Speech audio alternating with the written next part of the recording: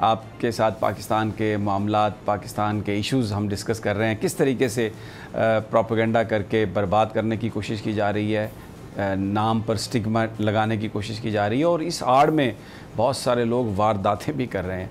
नईम असगर साहब आज Pakistan medical commission, sorry मैं उसको पहले कौंसल कहता रहा, लेकिन ब्रेक के दौरान राना ताहिर साहब ने तस्हीह की मेरी, पाकिस्तान मेडिकल कमीशन के सामने मुजाहरा था और उसमें बहुत सारे लोग शरीक थे। अगर उसकी फुटेज चला सकें हमारे प्रोड्यूसर साहब।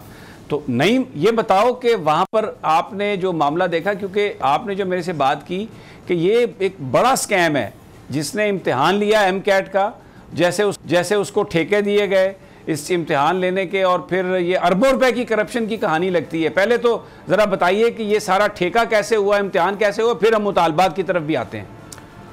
शुक्रिया समी साहब। ये मामला इस तरह से है कि पहले जो मेडिकल कॉलेजेस में दाखिले के लिए एंट्री टेस्ट होते थे वो पूरे मुल्क में एक दफ़ा ही होते थे, एक दिन होते थे। अब और ये पाकिस्तान मेडिकल कमीशन के जो बाई लॉज हैं वो भी ये कहते हैं कि पूरे मुल्क में एक ही दिन जो टेस्ट है वो कंडक्ट किया जाए। अब इस दफ़ा इसको ऑनलाइन, पहले ये मैनुअल टेस्ट होता था, इस दफ़ा इसको ऑनलाइन किया गया, कंप्यूटराइज्ड किया गया। और जो स्टूडेंट्स वहाँ पे इस वक्त भी पाकिस्तान मेडिकल कमीशन के बाहर बैठे हुए हैं, उनका ये कहना है, एक तो ये जो प्रोसेस था, जो कंप्यूटराइज्ड टेस्ट लेने का मामला था, ये बड़ा जो था, जो उनकी वेबसाइट थी वो हैक वो काम नहीं किया, उसने 2-3 दिन काम नहीं किया।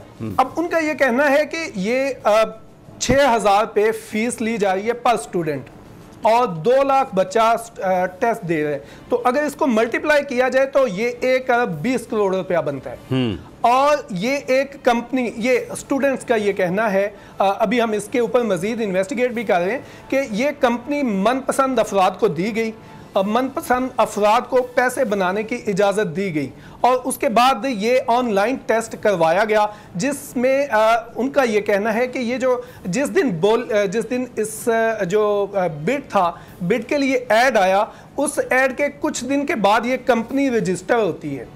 ये कंपनी रजिस्टर ही उसके बाद होती है, उसके बाद वो बिड ले लेती है और उसके बाद कुछ दिन के बाद, बिड लेने के भी कुछ दिन के बाद, इनका जो URL इनकी जो वेबसाइट का URL है वो लिया जाता है और उसके बाद ये काम आज समी साहब, इंटरेस्टिंग बात यह है कि आज सुबह जब मैं हाई कोर्ट जा रहा था तो चूंकि PMC के बाहर मुजाहरा होने जा रहा था, पुलिस वहाँ पर मौजूद थी, तो मैं वहाँ पर रुका और वहाँ से जब मैं जाने लगा हाई कोर्ट, तो वहाँ से एक जो शहरी थे वो मेरे साथ चल दिए। उनकी गाड़ी में जब उनसे बात हुई तो वो एक बच्ची के बाप थे, वालिद थे।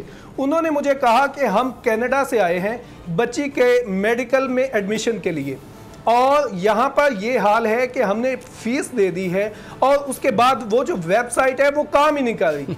मैं यहाँ पर आया हुआ हूँ, मेरे साथ एक और ख़ातून थी, ये साहब जो थे वो पेशावर से आए थे।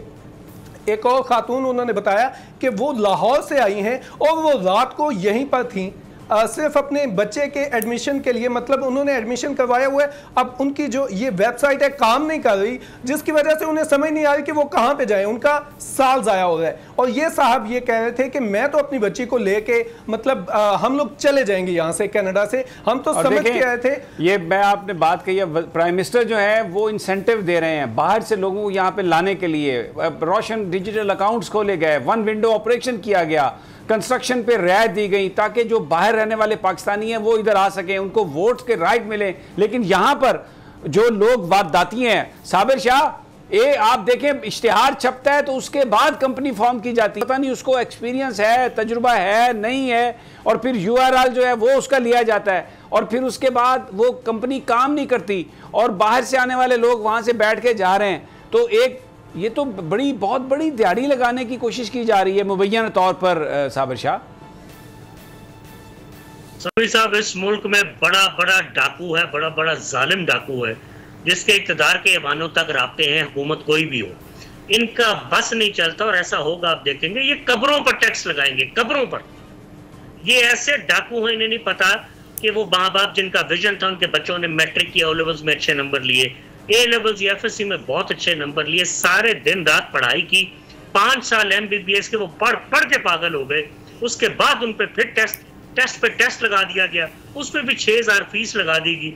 शर्म नहीं आती इन लोगों को। मैं आपको बताऊं, बेशर्मी की इंतहा है। ये वो जगह है जहां प्राइम मिनिस्टर को डायरेक्ट बोलना चाहिए। ऐसा जैसे कभी chief justice supreme court suo motu लेते थे, प्राइम मिनिस्टर को सुओ मोटो लेना चाहिए, फौरन बंद करना चाहिए ये ड्रामा, ये फ्रॉड। अब देखिए वो वेबसाइट हैक हो गई है या काम नहीं कर रही, लोग सड़कों पर हैं, बारिश भी है, कहीं गर्मी है, उनके माँ बाप सड़कों पर है, हमारी बच्चियां सड़कों पर हैं। ये इतने बेशर्म लोग हैं कि इनको परवाह नहीं है। ये एयर कंडीशन ऑफिस में बैठे हुए हैं। This nonsense should stop. ये लोग डॉक्टरी और आप सही कह रहे हैं कि बिल्कुल सही फरमा रहे हैं आपके चीफ जस्टिस ऑफ पाकिस्तान को इसका नोटिस लेना चाहिए। बहरहाल वो जो कंपनी टेस्ट ले रही है, हमें बिल्कुल ये हमारा फोरम उनके लिए हाजिर है, क्योंकि हमने एक बात की है जो स्टूडेंट्स ने कही है।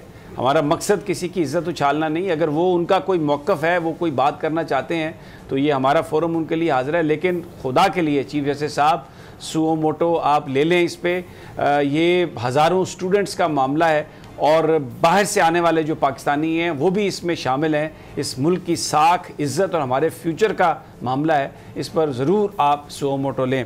अच्छा, मैं राना साहब और अलीना, क्योंकि स्टोरी मेरे पास एक और है जिस पर मैं बात करना चाहता हूँ कि वजारत मजहबी अमूर ने जो जबरी तब्दीली मज़हब की रोकथाम का जो मुजवज़ा बिल था वो इंसानी हकूक़ को इतराज़ात के साथ वापस भेज दिया। और ये जो आज नूरुल हक कादरी साहब हैं, उन्होंने मुख्तलिफ़ TV चैनल्स पर बताया कि ये इसकी जो तमाम शिकें जो तजवीज़ की गई हैं कि सेशन जज के सामने हो, 18 साल की एज हो और फिर 90 दिन वो इस पर गौर गौस करता रहे, ये सारी की सारी ये गैर शरई हैं, ये गैर इस्लामी हैं, इनको हम वापस भेज रहे हैं। और एक उन्होंने और बड़ी ज़बरदस्त बात की कि ये मामला आना ही मजहबी अमूर के पास चाहिए था, लेकिन इंसानी हकूक़ की जो वजारत है वो बीच में कूद पड़ी और उनके वजारत मजहबी अमूर के कहने के बावजूद उन्होंने इस बिल की ओनरशिप ली। और उसमें श्री मज़ारी साहबा बड़ी वो काबिल एहतराम है हमारे लिए, ह्यूमन राइट्स पर वो बात करती हैं, वुमेन राइट्स पर बात करती हैं, लेकिन खुदा के लिए जो हमारा मज़हब है उसमें जो चीज़ें हैं उसको आप इस तरह से तब्दील करने की कोशिश ना करें, क्योंकि हम मुसलमान पाकिस्तानी इस बात की इजाज़त नहीं देंगे। और वज़ीर-ए-आज़म साहब की भी कोई इंटेंशन ऐसी नहीं लगती। वो आज भी जो मैं उनकी तकरीरें सुन रहा था, वो रियासत मदीना का जो जिक्र करते हैं, वो उस फ़लसफ़े की बात करते हैं जो नबी पाक सल्लल्लाहु अलैहि वसल्लम और उनके रफ़क़ा ने दिया। तो ये जो लिबरल हैं, जो अपने आप को मगरब के साथ अटैच करते हैं, उनकी खुशनुदी हासिल करना चाहते हैं, उस पर जो आज वजारत मजहबी अमूर ने फ़ैसला किया, बड़ा ज़बरदस्त फ़ैसला। यहाँ पर मैं इतनी बात ज़रूर करूँगा कि वजारत मजहबी अमूर को चाहिए कि वो लब्बैक के इशू पर भी इस तरह बात करें। कादरी साहब, नूरुल हक कादरी साहब, आप साद रिजवी के बारे में भी ऐसे बात करें। जो नामूस रिसालत की बात करता है इस मुल्क में, उसको अगर आपने सिर्फ इसलिए जेलों में बंद कर दिया है कि वो मेरे आका नबी पाक सल्लल्लाहु अलैहि वसल्लम की नामूस की बात करता है, तो उसको निकालें जेल से बाहर। वो लोग कोई इस मुल्क का अमन बर्बाद करने के लिए नहीं है। वो वज़ीर आज़म साहब रियासत मदीना की बात करते हैं, वो नामूस रिसालत की बात करते हैं। अगर ये सारी कुव्वतें यकजा हो जाएं तो जैसे तालिबान ने फतह हासिल की है, यकीन करें कि पाकिस्तान और मुसलमान उसी तरह सुरखरू हो सकते हैं। तो मैं आज के शो का वक्त ख़त्म हुआ, लेकिन मैं ये कहना चाहता हूँ कि मोहम्मद से वफ़ा तूने तो हम तेरे हैं, ये चीज़ है क्या लौह कलम तेरे हैं। सब्सक्राइब करें और बेल दबाएं ताकि कोई खबर रह न जाए।